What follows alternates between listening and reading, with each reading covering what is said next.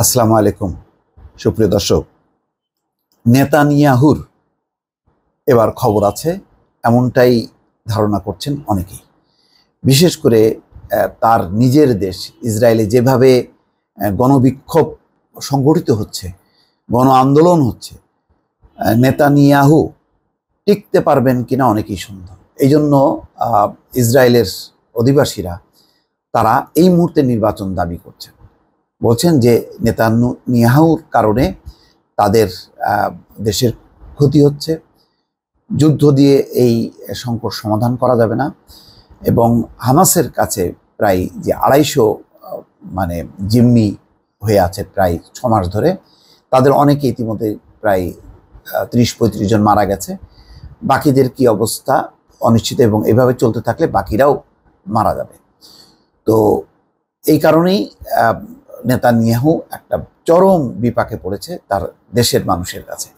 ফলে একদিকে আন্তর্জাতিক বিশ্ব যেমন একে একে সরে যাচ্ছে নেতানিয়াহুর পাশ থেকে, মার্কিন যুক্তরাষ্ট্র প্রবল চাপের মধ্যে পড়েছে নেতানিয়াহুকে সমর্থনের ব্যাপারে, অন্যদিকে দেশে লক্ষ লক্ষ মানুষ বিক্ষোভ করেছে। সেই খবর প্রকাশ হয়েছে গণমাধ্যমে। এখানে বলা হচ্ছে, গাজায় হামাসের সঙ্গে ইসরায়েলের যুদ্ধের 6 মাসের মাথায় দেশ জুড়ে প্রধানমন্ত্রী বেনিয়ামিন নেতানিয়াহুর বিরুদ্ধে বিক্ষোভ করেছেন ইসরায়েলিরা। গতকাল শনিবার দেশটিতে হাজারো নাগরিক সড়কে নেমে প্রতিবাদ বিক্ষোভে অংশ নেন। বিবিসি, এএফপি, দ্য গার্ডিয়ান সহ একাধিক আন্তর্জাতিক গণমাধ্যম এই খবর প্রকাশ করেছে। প্রতিবেদনে বলা হচ্ছে, গত বছরের 7ই অক্টোবর ইসরায়েলে ঢুকে গাজার শাসক দল হামাসের প্রাণঘাতী হামলার জবাবে ওই দিন থেকেও হামলা শুরু করে ইসরায়েল। এই হামলার 6 মাস পূর্তি হয় রোববার। আয়োজকরা বলছেন, প্রায় 1 লাখ ইসরায়েলি তেল আবিবের একটি মোড়ে জড়ো হন। বিচার ব্যবস্থার সংস্কারের প্রতিবাদে গত বছর শুরু হওয়া বিক্ষোভের সময় থেকে এই মোড়টি গণতন্ত্র চত্বর হিসেবে পরিচিতি পায়। যুদ্ধের 7ম মাসে পদার্পণের দিনে এই মোড়ে এসে বিক্ষোভকারীরা এখনই নির্বাচন দাও বলে স্লোগান দেয় এবং নেতানিয়াহুর পদত্যাগ চায়। ইসরায়েলের অন্যান্য শহরগুলোতেও একইভাবে জনসমাবেশ অনুষ্ঠিত হচ্ছে। দেশটির বিরোধী দলের নেতা ইয়াইর লাপিদ আলোচনার জন্য ওয়াশিংটন যাওয়ার আগে কাফার সাবা শহরের সমাবেশে যোগ দেন। এই সময় সরকারের উদ্দেশ্যে লাপিদ বলেন, তারা কোনো শিক্ষা নেয় না, তারা বদলায়নি। আমরা যতক্ষণ না তাদের বাড়িতে পাঠাচ্ছি, তারা দেশটাকে সামনের দিকে এগোতে দেবে না। এইগুলি হচ্ছে নেতানিয়াহুর উদ্দেশ্যে। এদিকে তেল আবিব শহরে পুলিশের সঙ্গে সংঘর্ষে জড়িয়ে পড়ে বিক্ষোভকারীরা। একজনকে আটকও করেছে। ঘটনার পর প্রতিবাদকারীদের সঙ্গে যোগ দেয় গাজায় অপহৃত লোকজনের আত্মীয়স্বজনরা। 250 জনের মতন জিম্মি করে নিয়ে যায়। এর মধ্যে 129 জন এখনো বন্দী অবস্থায় আছে, শতাধিক মুক্তি পেয়েছে।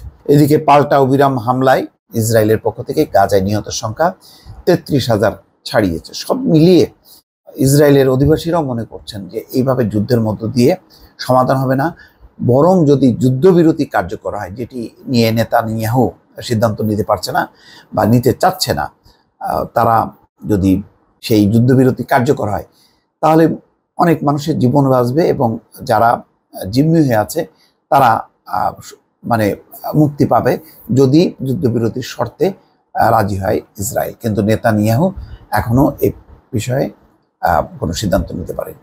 অন্যদিকে প্রায় 150 ত্রাণকর্মী ইসরায়েলি হামলার শিকার হয়ে মৃত্যু হয়েছে। এর ফলে সারা বিশ্ব জুড়ে ইসরায়েলের নিন্দা হচ্ছে এবং নেতানিয়াহু হচ্ছে এই সমালোচনার একেবারেই কেন্দ্রবিন্দুতে আছে। অন্যদিকে দামেস্কে যেই ইরানের দূতাবাসে হামলা চালিয়ে জাহিদি নামে ইরানের একজন শীর্ষ কমান্ডার সহ 7 জনকে নিহতের ঘটনায় এখন চরম পরিস্থিতি ইসরায়েলে যে কোনো মুহূর্তে অভিযান চালাতে পারে এই শঙ্কায় উচ্চ সতর্কতা জারি করা হয়েছে। সৈন্যদের সব ধরনের ছুটি বাতিল করা হয়েছে এবং মার্কিন যুক্তরাষ্ট্র বারবার বলার চেষ্টা করছে যে তাদের স্থাপনায় যাতে হামলা করা না হয়, এবং পরোক্ষভাবে তারা এই ঘটনার জন্য নেতানিয়াহুকে দুষছে। ফলে নেতানিয়াহুর সামনের দিনগুলি অত্যন্ত বিপজ্জনক এবং টিকতে পারবে না বলেই অনেকে মনে করছেন। দর্শক, ভালো থাকবেন। আল্লাহ হাফেজ।